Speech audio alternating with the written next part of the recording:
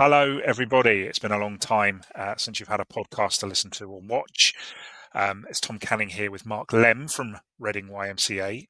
We are going to Reading YMCA. We are hitting the road on Saturday, the 8th of March. And I keep saying May because I've got other things going on in my head, but it is March. And we will be at Reading YMCA. There will be a few of us. There might be six people there. There might be 1,000 people at Reading YMCA. The one thing is for certain is that you will have a warm welcome. And Mark Lemm, hello. Hello, Tom. How are you? How's it all going there? Yes. Can you hear me? Okay. Yep, got it. It's a little slow, but we'll press on. Mark, you have had a very long involvement in Reading YMCA on and off the pitch. You played, I remember 15 years ago, making up graphics with your face on for the Reading Evening Post. How come? Why YMCA? Okay, Tom. Where do we start? Okay, yeah. So it has been a very long involvement, a lot longer than 15 years. Um, I joined the club in the mid-90s.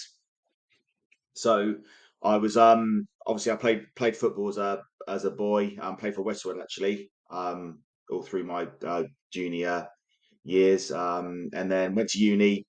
Didn't think about football. Didn't give it a second thought. Wasn't interested. Came back after uni.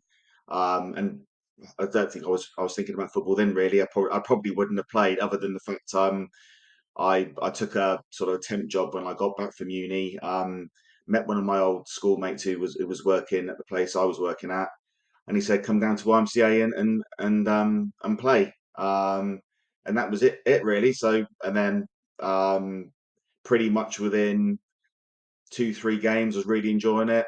I liked the club, and then it carried on from there. And so played all my years. I was the old school one club man. Always played for YMCA. Got into my early 30s and then went on to manage the team.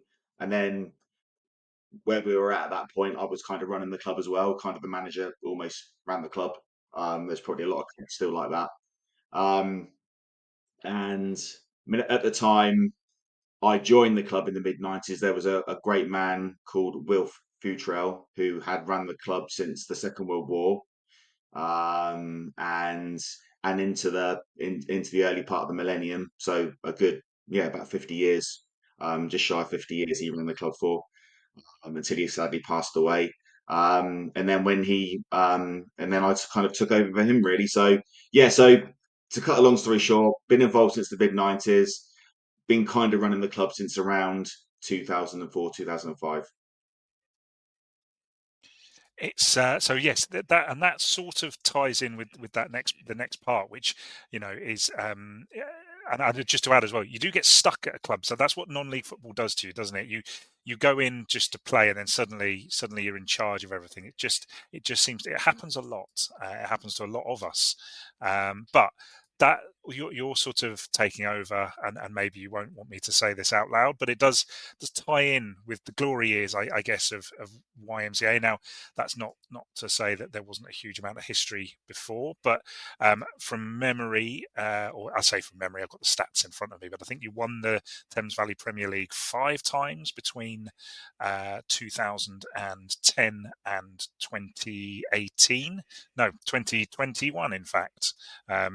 Although, oh no, so that was the 2021 one was the Thames Valley Division 1. But so that was that 5 times you won the league in the 2010s. Yeah, that's right. So you may or may not know, but I think it was 1989. There were 2 Reading Saturday leagues, the Reading Football League, and Reading Combination League, and they merged in 1989. Prior to that, we had won the top flight once, in 1960. And then since the two leagues merged in 1989, we've won it 5 times. The record since 1989 is 6 times, which a team called Forest Old Boys holds that record. So I'm kind of that's kind of a target for us is can we match that and be the joint most successful team in the sort of the modern era of Reading football. It also, I guess, we need to talk about the demise of Reading YMCA, because I do remember very specifically there was a period of time where maybe YM wasn't going to be around after all that success. And I think this is fairly common. You raise Forest Old Boys, but it's fairly common in sort of step 7 and below football. You have a lot of success, and then people move on, and you can't keep that up. What happened? Yeah, as you said, from around the 2006 till about 2019, we had a great period of success. I think we finished in the top 4 almost every season. I think there was only about 2 years during that period we didn't win a trophy. Um, and before we go into the demise, I do have to mention two of the great managers we had in Glenn Gowdy and Carl Curtis, who when I handed over the reins, they took us on to the next level, and they were instrumental in winning all those trophies. Um, and also have to mention, which actually sort of leads us into the demise, really. I think we had two challenges really towards the end of that era in that we couldn't progress because our ground wasn't sufficient for the next level. Um, so I think we'd won the league 2 or 3 years in a row towards the end of that era, and I think kind of maybe it got a bit stale and a bit boring for the players, and they started getting itchy feet. And coupled with that as well, it was a bit of a double-edged sword in that because we were so successful, we had such a good group of players. It was very hard to bring in new players because I guess they kind of felt like, well, I can come and join YMCA, but am I going to start because they've got so many good players in the positions? So we actually, towards the end, despite our success, we were actually struggling to field a squad. To the extent that in our last game, the game before we folded, I ended up playing centre back because we couldn't get a team out, and that's never a good look. And I think that we'd actually the last game I remember it clearly because I was playing in it, but we'd actually had a 69 game league game unbeaten run. Um, and that was kind of the thing that kept us going, really. I think in the summer before we folded, it kind of felt like this is coming to the end. As I said, we were struggling a little bit in pre-season to get enough players in, but I think the unbeaten run kind of kept us going. And we got to October, November time, and we played Wraysbury away. As I said, a scratch side with me playing and a couple of other old boys playing as well. And we lost that game. I think we were 2-1 up, and we ended up losing 4-2. And in the changing room after, 2 or 3 players kind of said, that's me done. Um, and yeah, so it came to an end. Then we folded the team. We still had a reserve side, our Rapids, which kept going. But yeah, that was the end of the first team. But you've sort of risen from that. You've got is it 2 teams again? Back to 2 teams, and you're back in the Premier Division. Yeah, that's right. Although it was massively disappointing that when the first team folded because we'd had such a lot of success and the team really had another 2 or 3 years in it. I would say. There's still 3 or 4 of that team that are still playing. I mean, some of them did step away from playing completely, but we could have gone on for another 2 or 3 years. But the team folded, and one positive that came out of that is that I've been running it pretty much on my own up to that point, and I kind of thought that was kind of I'd done as much as I could, and I kind of felt like maybe it's time for me to step down as well. But a few people rallied round, and out of the ashes of the first team, we kind of formed a committee. We'd never really had a proper functioning committee before, but a couple of people stepped forward and said, "Look, we don't want the club to die. We want to help you, Mark."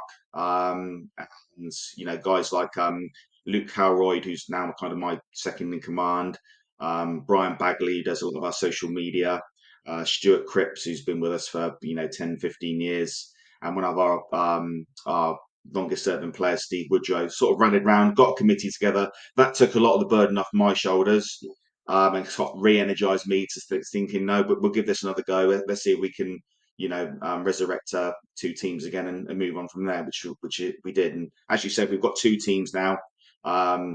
First team's mid-table in the Premier Division, and the Rapids team, which is our second team, they're fighting off relegation at the moment in the division below. It's really good, as you say. Teams are often run by one person at this level. I mean, even at step 5, there's a couple of teams that are run by one person, and it gets harder and harder as you go up. But one of the things, and I think it's fairly unusual for step 7, certainly around the Thames Valley Premier League, but you guys have been able to develop a ground, and anybody coming along on Saturday to our Hitting the Road event will see that the Cauldron, as it is brilliantly named, and I love that you've gone for sort of the branding like that. But they will see a ground that is developed to a good standard. I've obviously never played on the pitch, so I can't speak for the pitch itself, but I did see you and Luke out there working on it last week. So. But there's a ground there. There's a fence, there's a standard, and there's a T-bar, which crucially we'll come on to in just a moment. But how have you been able to do that? Because obviously it's part of Padworth Village Hall, which is a parish-owned facility. Yeah, that's right. So it's kind of a blessing and a curse to have your own ground. It's a blessing in terms of we can develop it and improve it. In the areas we want to improve it, but it also takes a lot of work as well. There's a couple of clubs in our league that I think look after their own pitches, or they may have groundsmen, but yeah, so it takes a lot of work. But we basically throughout our existence, which is, we're talking about 130 years as of next year, we've never really had our own ground. Our sort of glory years coincided, or started off with us ground sharing at what was Lemm Reading Town. We ground shared there for probably about 4 or 5 years, and they were great hosts, and we had a great time down there. But they wanted to start a reserve side at one point, so we had to get out of there. And I remember spending one summer just trawling around random grounds I found on Google Maps or whatever it was at the time, just sort of seeing whether they had the right level of facility for that level of football. Because believe it or not, there aren't that many grounds around which can even accommodate step 7 football, because you do, even at that level, you do need certain to tick certain boxes. So anyway, eventually I stumbled across Padworth, and I'd never even knew it was there. I'd never played there before, and got changed to the committee. And I think Burfield were actually playing there at the time, or one of the Burfield junior teams, but they were just about to leave the ground. So we kind of took over and took a sort of a lease on the ground, and then just started developing it bit by bit, really. I mean, it's not a stadium or anything like that, but I think for our level of football, it's pretty good. It's got a fence around it, and we've got proper dugouts, and we've done other bits and pieces to make it look, or at least feel like a proper football ground. And we've got plans to do more stuff in the future as well. So, I think that we took over there in about 2012. So we've been there for about 12 years now. And if you see the pictures from where we started, it wasn't in great shape. It wasn't a particularly good pitch, and it wasn't a good facility. But we've made a lot of improvement. It's slow going because we haven't got loads of finances. So we rely on grants, and the Football Foundation have been brilliant in that respect. A lot of the work we've done has been funded by the Football Foundation, or at least in part, and other funding bodies as well. And that takes effort and time to apply for those funds, and it's a great feeling when you do get that grant award and you can start improving the ground. So we continue to do that year on year, really, and just keep doing what we can.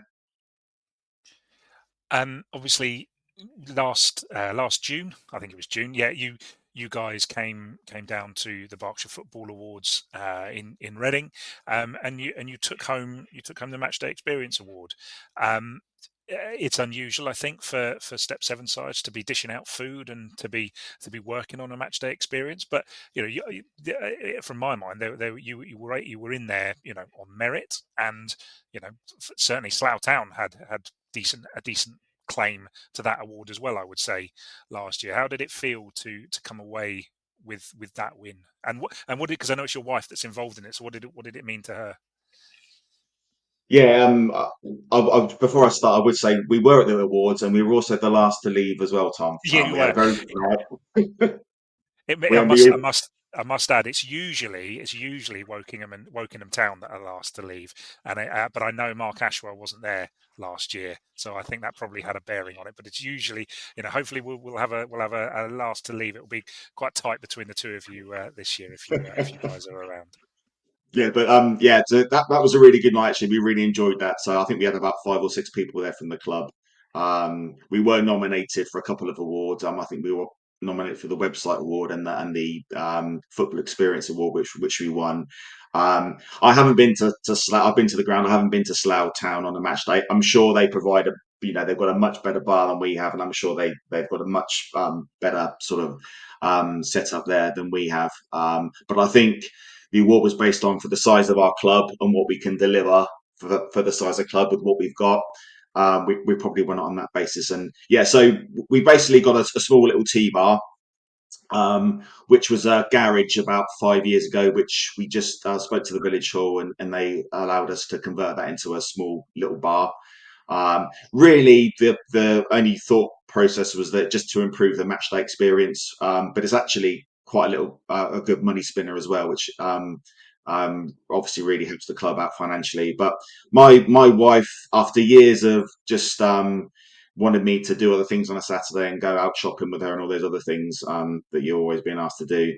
She finally accepted that it was never going to happen, and Saturdays was football day. So she thought, right, if I can't beat them, I'd join them. So she agreed to run the TVAC, which we call the corner flag. So she runs that, and she was also helped by another volunteer called Yvonne, and they're brilliant. They're down there every Saturday when we've got a home game. And yeah, Rowan does some home cooked chili, which is our signature dish, along with some hot dogs, and she's introduced soup as well.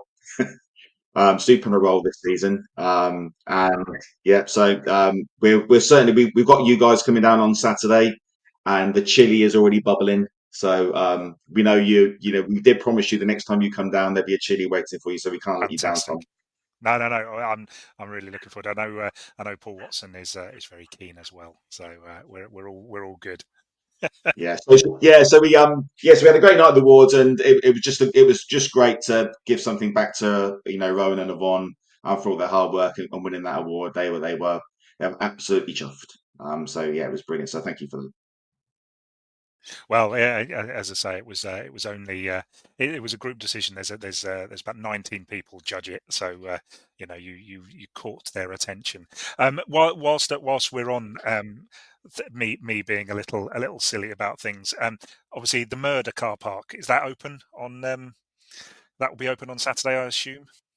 For anyone that doesn't know, I went the last time I went to, well, it was no, I think it was a Windsor game, and there's a car park opposite open, and you sort of go in, and there's this air of like there's definitely been a TV detective series filmed here where they found a body, and when I put it on Twitter, I was like, oh God, I hope they don't think I'm being horrible. I just really caught my imagination. No, I do know exactly what you mean. I hadn't thought about it until you described it as a murder scene, but I now know exactly what you mean. It's an abandoned oil refinery. I've never actually seen it working. I think it was abandoned long before we moved down there. But yeah, when we know it's going to be busy, we can kind of borrow the key to it from the Viola Recycling Centre over the road and open that up. So it kind of depends, Tom, on how many people we get there on Saturday. If we're expecting a big crowd, we'll open up the murder site for you, and you can go and have another look. Fantastic, and hopefully everybody will see what we mean when they come down. So yeah, it's difficult to know how many people are coming along, but if we do, then we'll get it open. I should just touch on junior and youth sections. Though those thriving, I assume that is the usual response from people when you talk about junior and youth sections.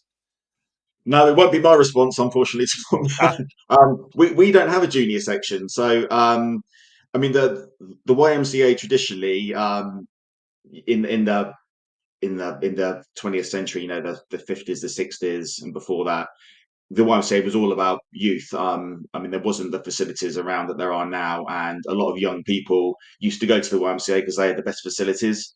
So traditionally, the YMCA has always been about youth, but that kind of died out probably in the 80s, 1980s.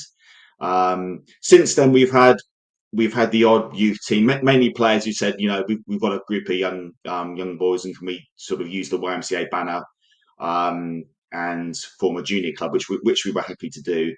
But in all honesty, I just think there's lots and lots of well-established junior clubs out there who have done it for years, have got the infrastructure, the finances, and the manpower to be able to do it properly. And we just haven't got that. So I think we don't want to really never say never, but we're not really looking to dip into junior football because, as I said, there's lots of other people who do it very well. mm. And I feel like with the volunteers we've got, we're pretty much saturated in terms of our time and our commitment. So never say never, but at the moment we're happy just to concentrate on the adult football. And that ties in nicely then with the future of the club. Where do you see it going? Does is step six, step five? Is there opportunities for sort of women's football? Now, I say this with, and I'll throw the caveat in that where you guys are based, the population is fairly sparse around there. So and that probably ties in a bit with the youth and junior football. That you haven't got loads of people living around you. So I can imagine that's quite difficult to answer some of those questions, but perhaps just the future of the club. Yeah, so I mean, I guess when we were going through the glory years we were talking about earlier, that there was some conversations then about going up to the next level. In terms of delivering that at our ground, you're probably talking about a ballpark 80 to 100 grand investment needed to get everything you need to play at that level of football, which is obviously a huge amount of money. We've got that at the back of our minds, but we probably would need somebody to come in and help us, not necessarily financially, but maybe just in terms of having that drive and that ambition to take that forward as a sort of standalone project. And we have had some conversations with various people about that. So that's always at the back of our mind, but we'll see how that develops. And again, there's when we were going through when we had our sort of glory years, we also talked about ground sharing as well, but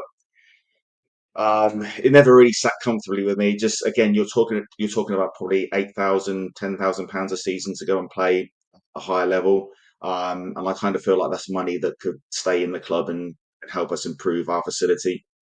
Um, so long term, never say never, but I kind of think you also need to look at the potential of your club. The volunteers, you got the finances, the infrastructure. Um, we don't, although we're based in Padworth, we don't. There's not a big population there. We've got Burfield on our doorstep. Obviously, we've got their own men's team. Mortimer as well got a men's team. We kind of see Thiel and Calcutta as our catchment areas.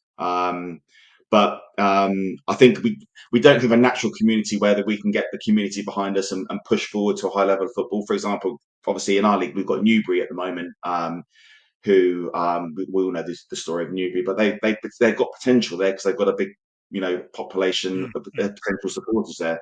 But we haven't really got that. But I guess in the short term, as I mentioned earlier, we've got those 5 league titles. We'd like to add another one to equal the record, and then maybe go beyond that and set a new record. But that's for the future. I mean, we're a little way off that at the moment in terms of where we are on the pitch. But so short term, I guess we're going for a bit of a rebuilding stage at the moment, and trying to get us back up there to the water top of the table where we're competing for trophies again. And we're hopeful we can do that in the next couple of years with the plans that we've got. Continue to develop the ground, and obviously we want to provide the best possible experience we can at step 7 level. We don't want to be a stepping stone for necessarily, or purely a stepping stone for young players just to to go through our club and then move on. But that's obviously part of our model, like it is for a lot of clubs. That first step into adult football for young players before they go on and achieve their ambitions at a higher level. But we also want to, some of those young players we want to keep at the club because we want to grow as well and achieve our own ambitions. So although we're definitely pivoting towards youth. We're hoping that some of those young players will enjoy the experience at Step 7, enjoy playing for the club, and want to stay, for a few years. So as I said, long term, we would love to develop our own ground to achieve a high level of football. So that's always there in the background. I don't think a ground share is something we would look at. Certainly not in the short term. If maybe we got to a position again where we were, dominating or winning stuff every year, maybe that's something we would look at. But certainly not at this stage. I don't think. Mark, thanks. I just obviously I was reading about Horsham YMCA the other day. There are a few YMCA clubs around, and naturally it's an interesting connection. I don't think we covered this earlier, but just what is the connection with the YMCA? It's because I know you've got the YMCA logo on your club crest. Is it still something that you are part of as a club? Is it a wider organisation that you are involved with? In a sense, I mean, you're right. There's probably a handful of YMCA football clubs that play at a decent level that we know of. Horsham, I think, as far as I know, they're at the top level. I think they maybe play at Step 4. Yeah, I actually spoke to them over the summer because they've got a couple of issues they were asking for our help with. But yeah, so there's a few YMCA's around. As I said a long time ago, the YMCA was kind of a bit of a hub for young people, and it grew out of that. But we're affiliated to the YMCA charity, which is an international charity, a huge charity, which most reasonable sized towns and cities will have a YMCA in them.